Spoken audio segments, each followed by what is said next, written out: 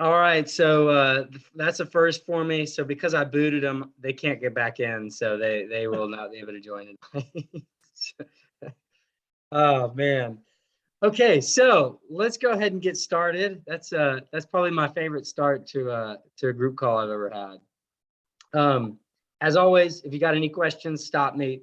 So, like I was saying, this is really simple, but I'm doing this live training because usually I just pick a topic based on what I see clients sort of needing help with, and usually I'm thinking through like, hey, what's one adjustment that this person can make that's going to make a big difference in their health, not just short term, but in their long term.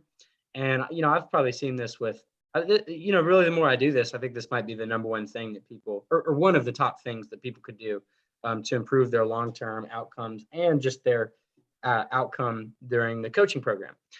So real simple, talking about meal structure and planning, plus some no and low cook meals and meal ideas. I mean, how many of you are like, it sounds great getting my nutrition in order, but I would just like to find time to cook a meal. I'm sure, I know for a fact there's several people on this call. I'm not going to say any names. My husband does all the cooking. Okay, you're lucky, Nancy. You got a private chef. Yeah. Well, so I like cooking, but life is busy, and like, how do you fit it all in? Now, part of it is just a behavior that you are going to have to learn.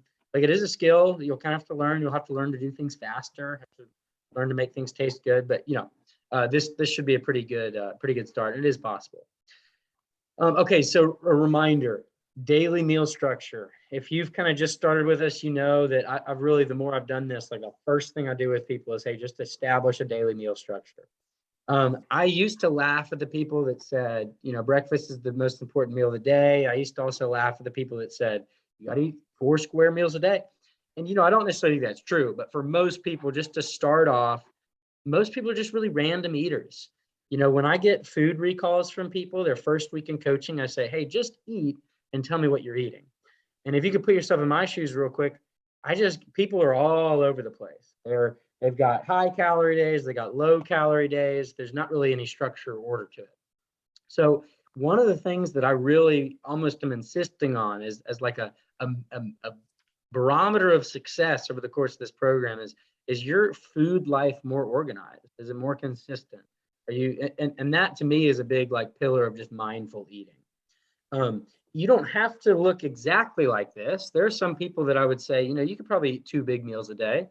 But again, like just, but commit to those 2 meals a day and kill them. So has anybody on this call not really picked a daily meal structure? And you could change this around. Thursday you could do a snack after breakfast, and then on Fridays you do a snack after dinner. But just knowing when you wake up, do you know your daily meal structure? Do you want us to eat even if we're not hungry? Okay, great question. Can I get to that in just 1 second, Nancy? Sure. Yeah. Okay. I do really well during the week to get my protein in. I do a snack, lunch, snack, dinner. And the only way I've been able to get the protein is to add in a snack in the morning, the snack in the afternoon. Mm-hmm. What I struggle with is on the weekends, I'm not as structured. Yeah. And I tend to not eat. Yep. Mm-hmm. Yep. Okay. So, and most people think, and some people do, some people like do good on the diet on the week and then blow it out on the weekend. And usually when you're younger, that's when people go to tailgates and stuff, but just as many people, maybe more, do what you do, Kim, which is they get to the weekend and they don't eat. So even though your weekly structure is gone, this is something that we've worked on. I'm going to continue to try to hold you accountable to it, is I still want structure to your food on the weekend. So Nancy, you're asking, so this kind of ties in. You're asking, do you want me to eat even when you're not hungry? Well, for most people, hunger is learned, meaning your body is hungry when you eat. And a lot of times, if you stop eating breakfast, your body will shut off your hunger around breakfast. So your hunger is actually highly malleable. And so for you, Nancy, right now, like most people, I actually want you to be eating a little bit more food. And that the result of that is there are going to be times where I'm going to say, hey, like, I want you to follow your meal structure. I don't need you to stuff yourself, but I need you to eat a little bit more. So I do want to, establish a consistent structure through the week and through weekends. and let that structure, because Nancy, we're going to work together that I'm not giving you random numbers. Like I'm just not going to way overfeed you. But, you know, so if you're not, so like, you know, a lot of people, I give them a prescription like that's a ton of food. And it feels like a ton of food, but it's not totally random. So for a little bit, Nancy, you know, actually a lot of people, as they start to eat more, their hunger kind of comes back. And that's actually a positive sign that I'm looking for. Who on here, has anyone on here, Amy, did that happen to you recently? We started to eat more and your hunger kind of came back? I think you're a good example of that.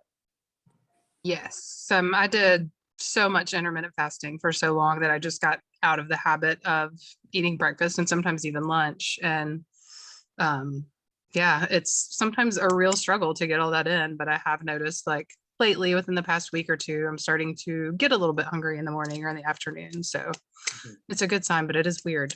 Yeah. There's a term that a lot of coaches don't like because it's not scientifically accurate, but I use it anyways because I think it delivers the point.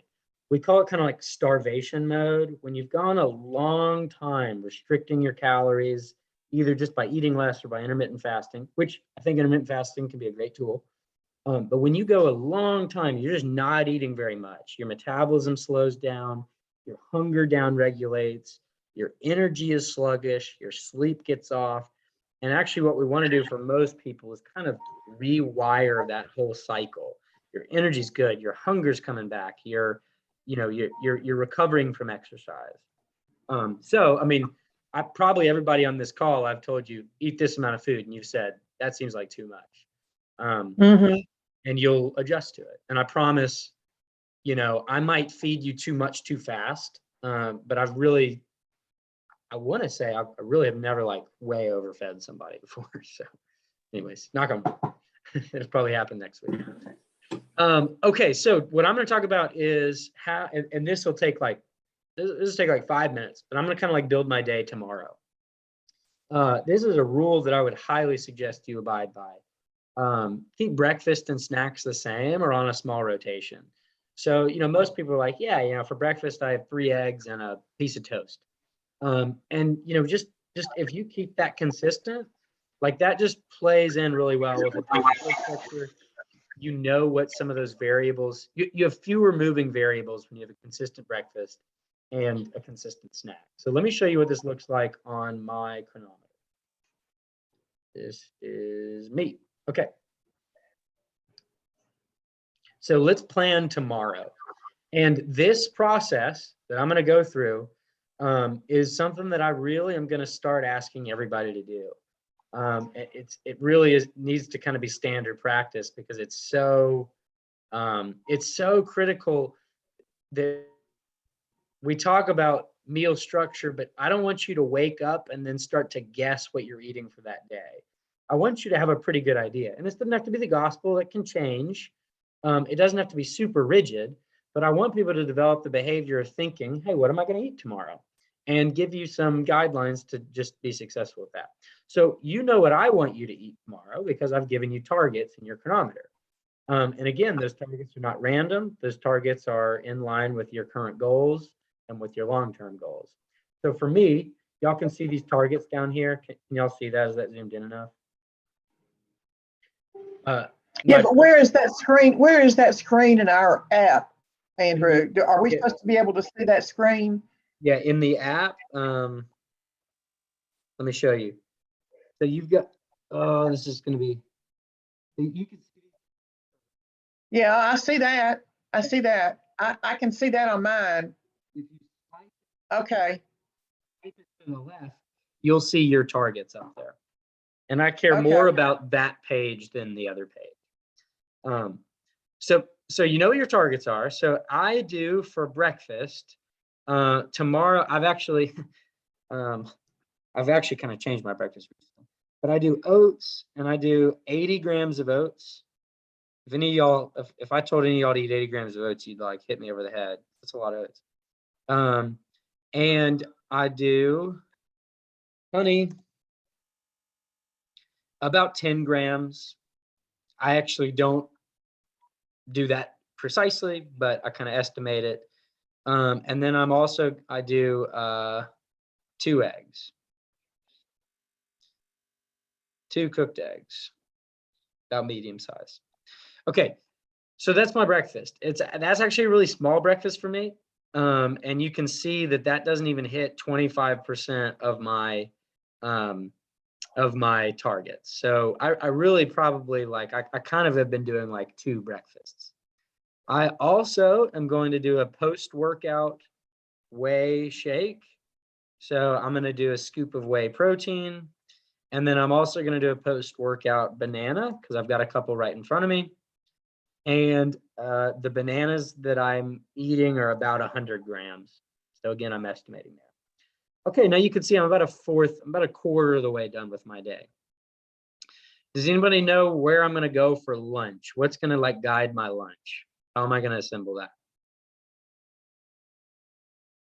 Everybody should know the answer to this. Protein first. Okay, but what resource am I going to use to kind of think through my lunch that I've shared with you guys? It's Meal not- matrix. Yeah, the meal matrix. And I do kind of start with protein on that, Kim. But so I'm going to go here. I'm always thinking through, hey, what protein am I going to have for lunch? So yeah, I'm thinking through when my wife and I go to the store, we get lean proteins, we get some good healthy carbs. What I don't have on here is vegetables, so it's kind of a given. And then I'll have like a fat on the side, or I'll cook it in fat. So for lunch tomorrow, a very typical lunch for me is chicken breast. I've got a couple cooking right now, and I'm going to do 200 grams of that chicken breast.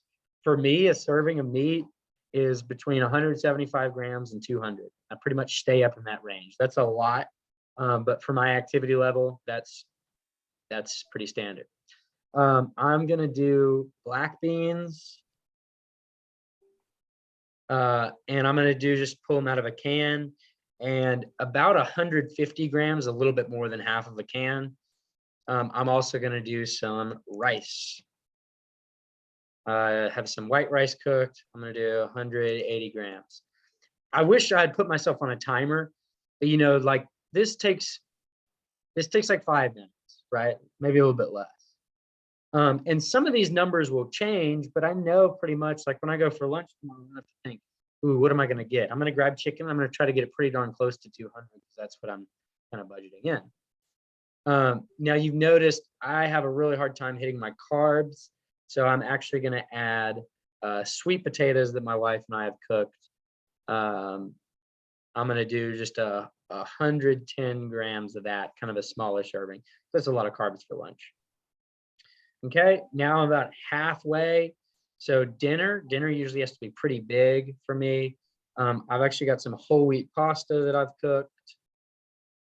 I'll just do plain, and I'm going to do 150 grams of that. And then I've got some lean ground beef. So ground beef, 90% lean. I'm going to do 175 grams of that. Okay, so now I can look at my day, and I know I need to eat a little bit more, but that's all I sort of know about my day tomorrow. Like I'm going to need to maybe go into my pantry, root around, get a little bit more. So I just know I'm going to add a snack in there, and the snack is going to be a little bit of protein. It's going to have some carbs, and it's going to have a little bit of fat. And by the way, I might even add a little bit of dark chocolate. Dark chocolate. My wife has been on a kick where she's making some that's homemade, and I'll do like 22 grams of dark chocolate as a pretty good serving. So I've got plenty of budget for that. So that's just another little thing that I'm going to add. So I know I've got to eat just a little bit more throughout the day, which is pretty typical for me because this is more than I've eaten in a really long time in my life. But even when I plan my day out, I gotta find a little bit more calories throughout the day. But I've got my day pretty much planned. And so I don't have to be sitting around wondering what I'm going to eat tomorrow. What I might do is I can make these oats overnight oats. I can put a little bit of milk in them, and that will have protein, fats, and carbs. So that's maybe one way. If I do for breakfast, if I add, it's just like a simple thing that I can think of. It's I do whole milk, and I'll do like 200 grams of whole milk is pretty good. And again, that gets me really, really close to my targets for the day. Remember, I want you guys pretty much within 10% whenever possible. 90% adherence is perfect adherence. So actually, if I do that, like, I might just snack on something, just like one little thing, and I'm gonna nail my day. On a day like this, honestly, I might just eat like a bigger banana and do like slightly more whey protein and then call it a day. So does that kind of make sense? That if I weren't talking through that, that would have taken me about 5 minutes. But I'm walking into my day prepared. How many people feel like they could do that? Even though things kind of change a little bit, how many feel like you could make basically it's instead of just eating and then logging, you're reversing it. You're kind of logging and then eating to what you've logged. So it doesn't take any more time. Instead, you're just setting yourself up more for success. Does that seem like you could learn to do that? Might take a couple weeks. Do you think you could make that a practice?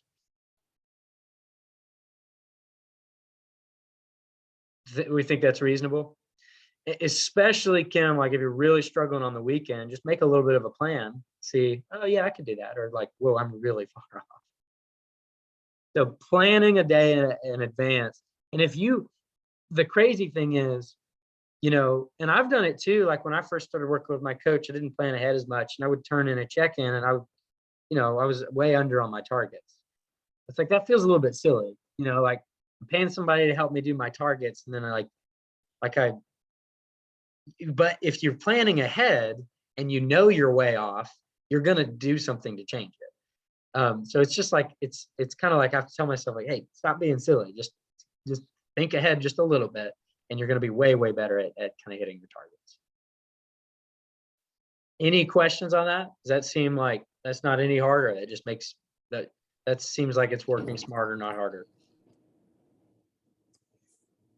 Hey, Andrew, I got a question. Yeah, Ronnie.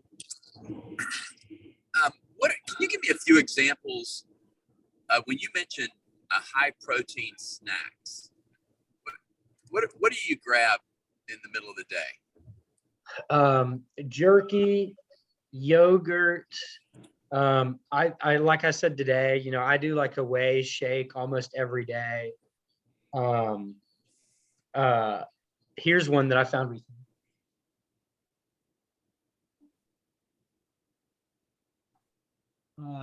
Chobani's got this like shake, and it's milk based, so the sugar in it is from milk, but it's got 25 grams of protein in it.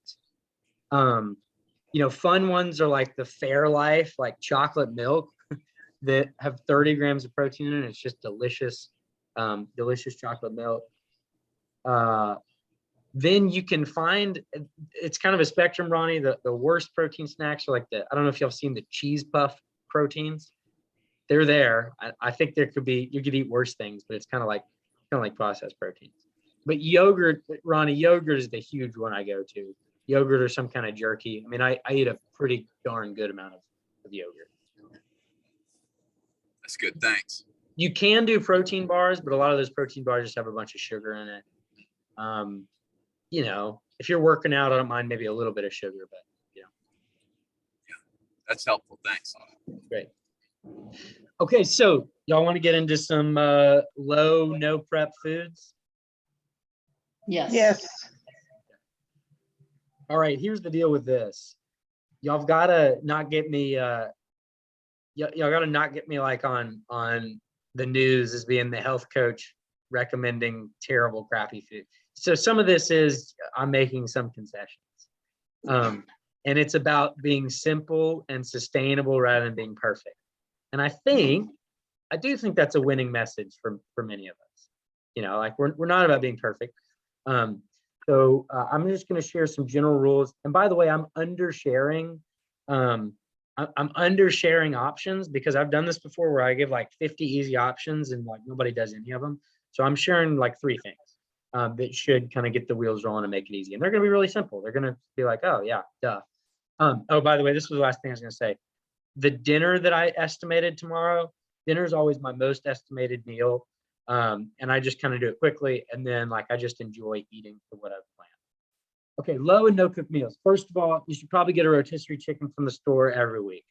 Oh, Ronnie, another one that I didn't mention, like a protein snack, is you can get, a cheese stick. There's some cheese sticks, like Sargento is delicious. Those are a little bit fattier. You can get a low fat cheese stick, which it's more protein, but also like a good quality lunch meat, like a boar's head.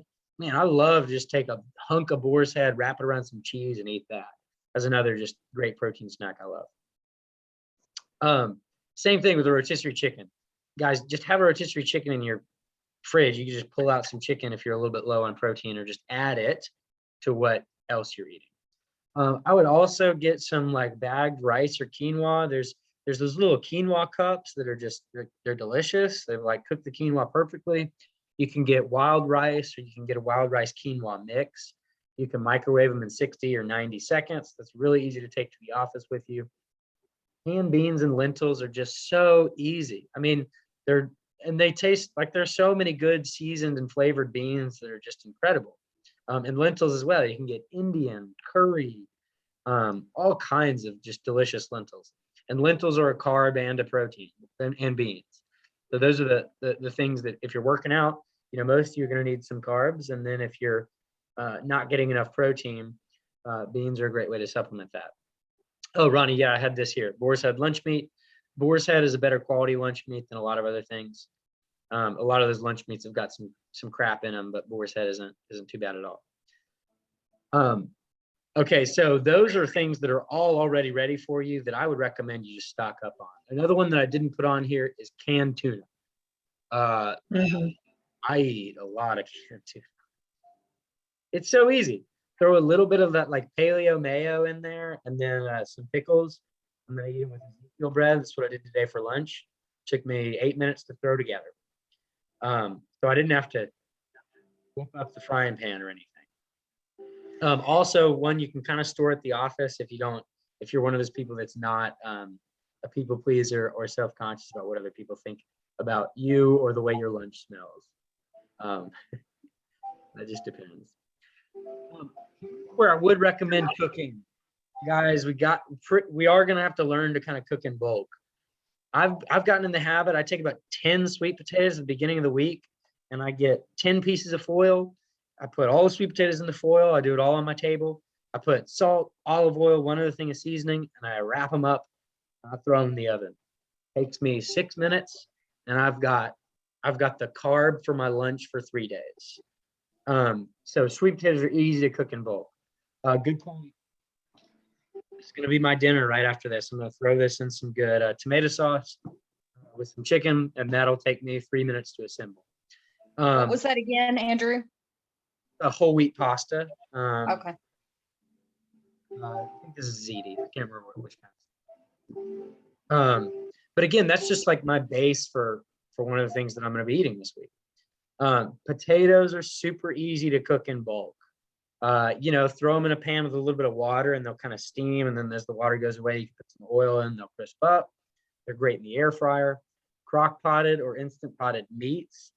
So same concept with the rotisserie chicken is, if you crock pot your meats like a pork tenderloin, that's really easy to just pull and snack on throughout the week.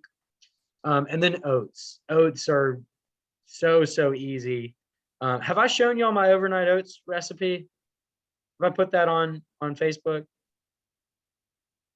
I've got tons of pictures of them. I take oats, I put in some milk. If I need more protein, I'll do a skim milk. I know that's probably not perfect, but it is a little bit higher protein. Then I'll throw in chia seeds, some honey, and some frozen berries. And then in the morning, I just shake it around, and you've got these berries that have bled their juice into everything, and the honey's mixed in. It's incredible. I can do 3 days at once. Takes me 5 minutes. And guess what? I logged the recipe and chronometer, and then just hit one button, and I've got my overnight oats. Any questions on that? Anything else y'all found that are low or no cook meals that y'all enjoy? What kind of tomato sauce are you using on your whole wheat pasta? Great A question. marinara or something you make? Yeah, let me grab it.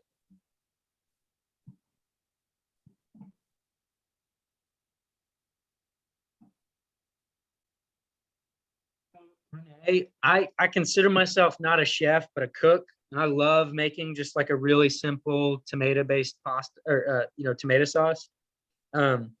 But we're in the midst of like a tomato sauce revolution, and it happened like 7 years ago.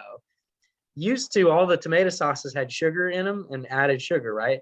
Well, now tomato sauces are actually a little bit expensive, but you've got like 15 options where the only ingredients are tomato, salt, basil. Look, listen to these ingredients: whole peeled tomatoes, olive oil, onions, basil, salt, garlic powder, oregano. Perfect. So this is Rouse. It's a little bit more expensive, but it's delicious and it goes a long way. So that's what I use. There's a lot of good tomato sauces now, though, that don't have any sugar added. So I love those. Anything else on this? Anybody gotten in the habit of grabbing that rotisserie chicken each week, or getting just some? I used to be scared of, spend a couple extra bucks to buy the veggies that are already chopped up, if you need to. Like, if that's what it takes to make it easy for you, look, it's $2. Your time is worth more than $2. Time is not money. Time is our lives.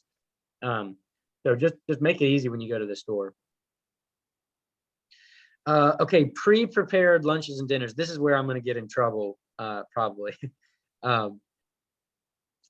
So clean eats is an option. That's like meal prepped food. Their market is like people that work out in the gym, but they do give you the macros for everything. So that makes life pretty easy. The only problem is they're a little bit low calorie meals.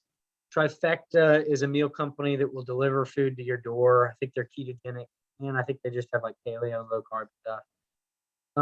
These are okay if you're in a bind or if you're traveling, but they're expensive. They have really good ingredients, so they're not packed with any crud, but you pay for that. So again, like if you want to do that a couple of times, it might be reasonable. It's probably not a realistic long-term solution for most of us because of cost. Oh, let me mute my dog real quick. 1 second.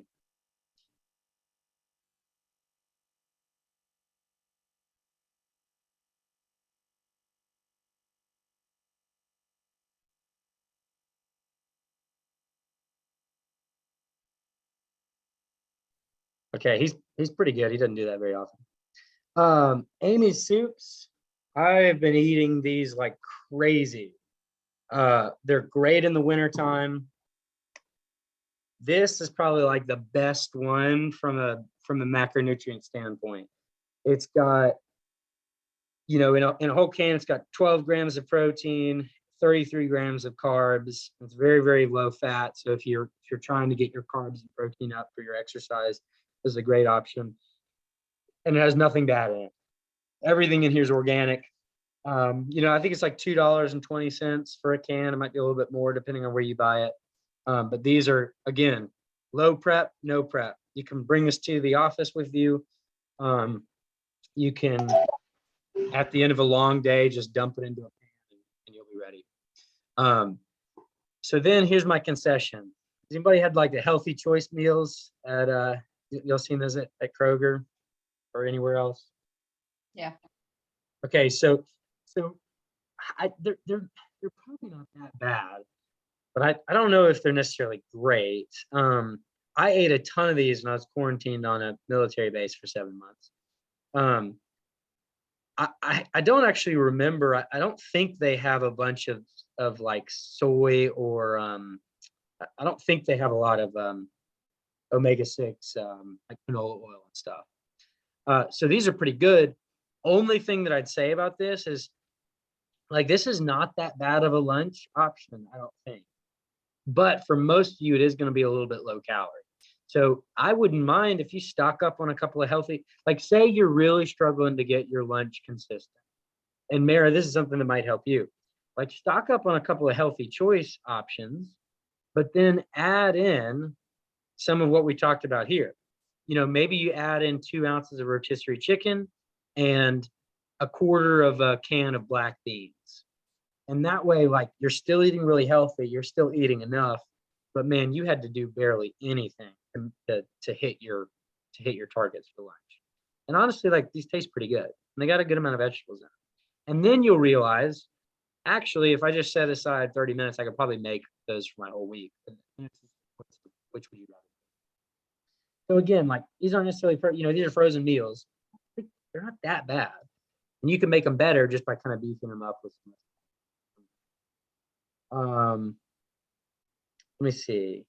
Anybody else have any other like frozen brand like that y'all found that you actually like? There's another one that I found. I can't remember what it's called. I can't find it. I know it when I see it, but Healthy Choice is a big one for me. So I would do that, Healthy Choice or other frozen foods, and supplement with stuff from home. Add some extra rice, beans, chicken, salsa, spinach. Maybe you take your Healthy Choice and then you bring like a little bit of rotisserie chicken on some spinach with some olive oil with kind of a side salad. It's a great option. Or you take that Healthy Choice and then you have the boar's head wrapped in some cheese for some more proteins and fat. Same thing with Amy's soups. They're not really going to be a full meal for you. Use them because they're easy and they make everything that you're eating taste better. You're probably going to have to add a little bit to it. But again, if you plan a little bit and do some of that, what I call buy prep, you're buying things that are kind of already prepped for you. You could significantly cut down on your food prep time, increase the quality of your food, increase the nutrients of your food, increase the enjoyment of your nutrition life. So all this that I'm talking about, having a structure to your, and I'm going to feel like a parent here, having a structure to your food, planning a day ahead, and then utilizing the tools that you have to make that process easy, quick, and sustainable for you. That's not about giving you more rules. It's about giving you more freedom with your food. Giving you more structure is not about giving you more to do. It's about freeing up your time, mental bandwidth, and your energy to do the things that you need in your life.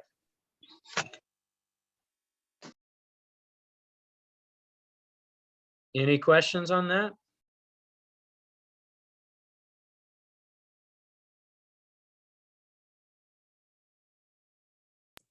So Andrew, what what brand of whole wheat pasta do you like?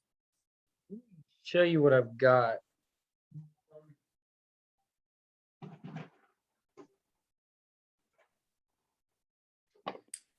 This, I just grabbed this one, or I got it because it was on sale, and then my wife got it again. DiCecco. I guess it's DiCecco if it's Italian.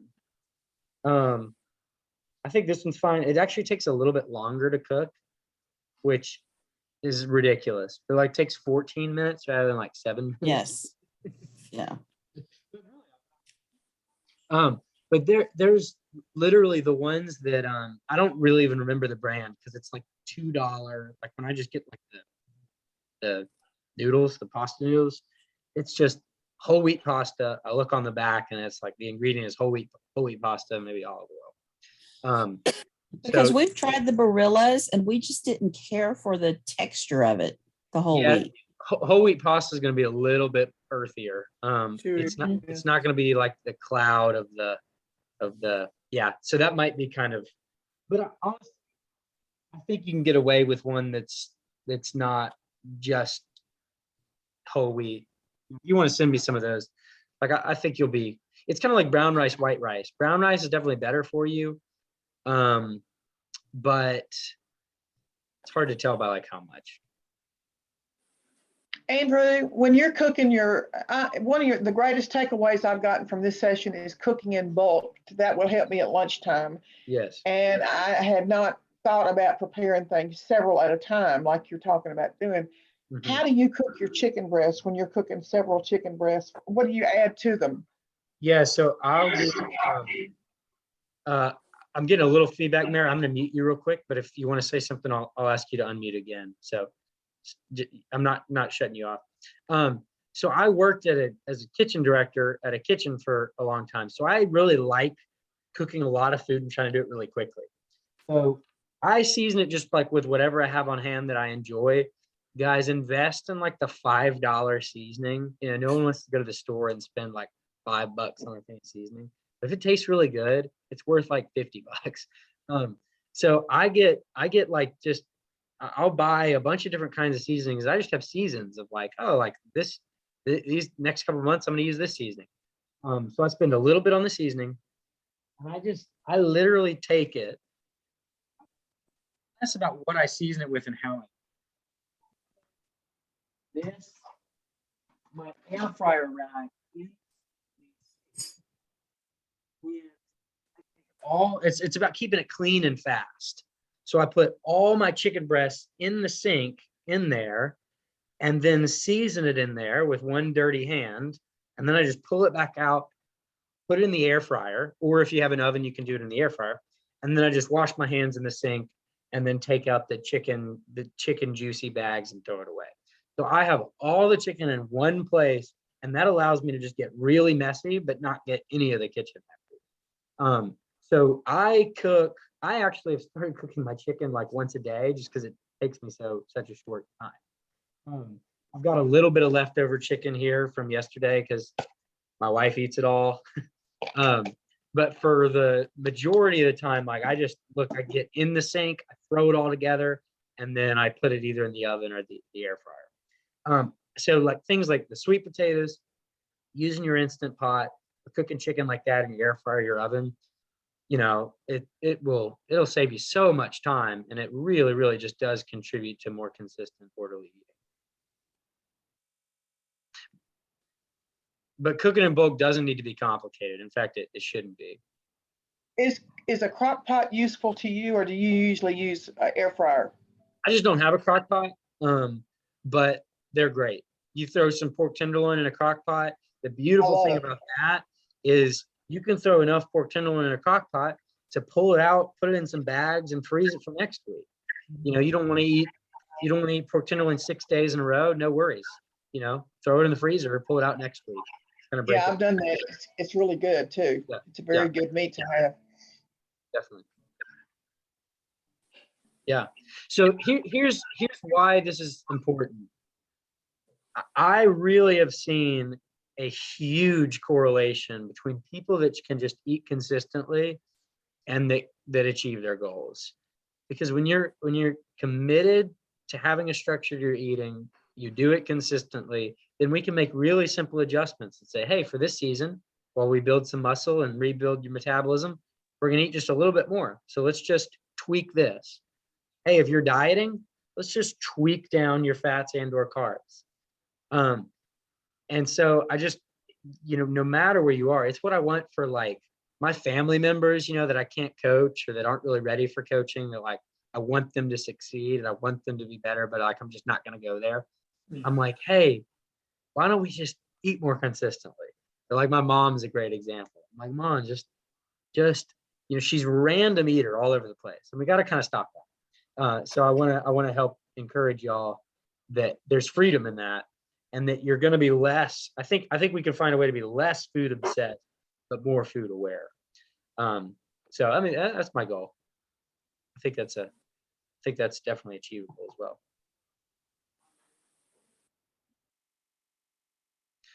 All right, y'all. Anything else for me? Ronnie, thanks for joining. Renee, good to see you as well. Will you Thank send me you. that chronometer link again? Oh, yeah. Here, let me do that before I get off. Okay.